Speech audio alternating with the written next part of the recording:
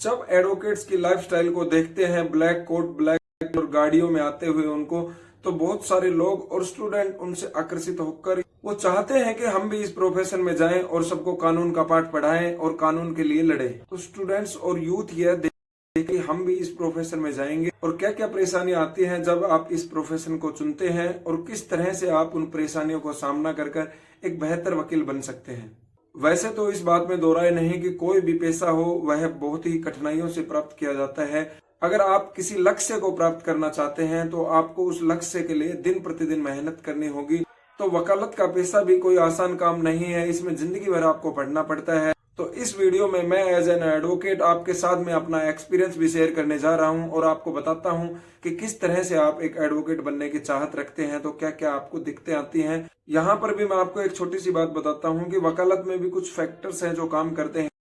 यहाँ पर first generation advocate वह होता है कि जिसके परिवार से कोई भी व्यक्ति इस पेशे में पहले से ना हो।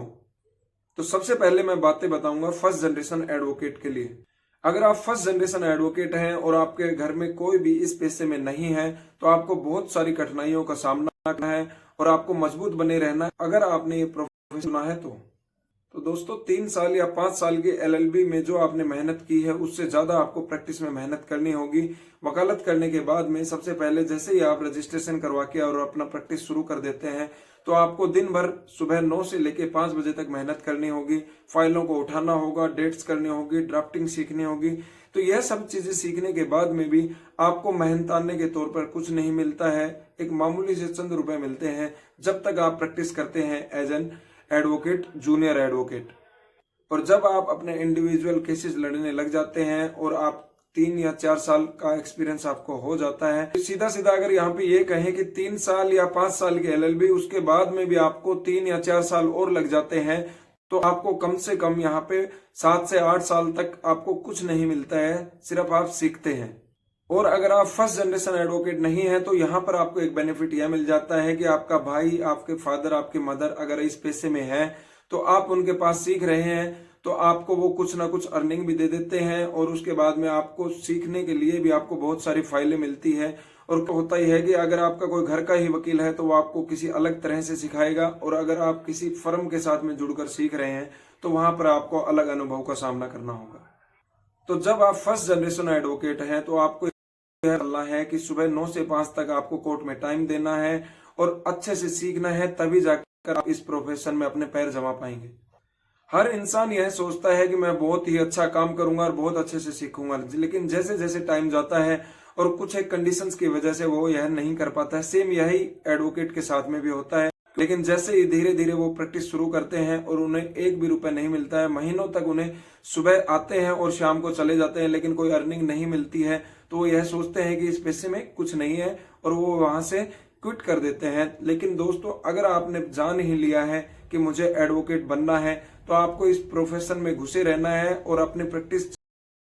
समय लगेगा, लेकिन अगर आपने इस फेज का कठिनाई से सामना कर लिया तो भविष्य में आपके सामने बहुत ही सुनहरे पल आने वाले हैं। क्योंकि जब आप एक जूनियर एडवोकेट होते हैं तो ना तो आपके पास में फाइलें होती हैं और ना ही आपकी इतनी गुडविल होती है कि आपके पास में नए केसेस आ जाएं। आपको अपनी पहचान बनाने में टाइम लगेगा और सीखने में भी टाइम लगेगा।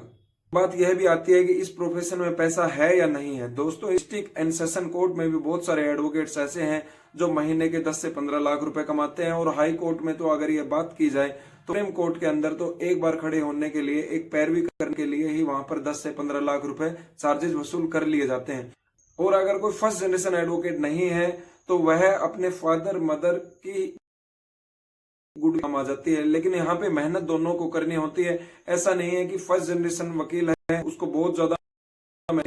और जो सेकंड जनरेशन या थर्ड जनरेशन जिसके परिवार से कोई वकालत के पेशे में है उसे मेहनत कम करनी होगी। तो दोस्तों मेहनत तो दोनों को ही बराबर करनी होगी, बस फर्क इतना है कि उन्हें अर्निंग मिलने लग जाती है और इन्हें अर्निंग नहीं मिलती है। लेकिन जो डिफरेंस है वो सिर्फ इतना है कि जिसके घर में पहले से ही कोई वकील है तो उन्हें पता है कि किस तरह से परेशानियां होती हैं, तो उसे अर्निंग मिलने लग जाती है या फिर उसका बैक जो होता है वो मजबूत होता है। लेकिन अगर आपके घर से कोई भी एडवोकेट नहीं है और आप फर्स्ट जनरेशन एडवोकेट हैं तो सिर्फ आपको यह फर्क पड़ता है कि आपको अपनी गुडविल खुद बनानी होगी। आपको पहले से तैयार कुछ नहीं मिलता है, बाकी मेहनत हर एडवोकेट को करनी होती है जो वकालत के पेशे में आ जाता है।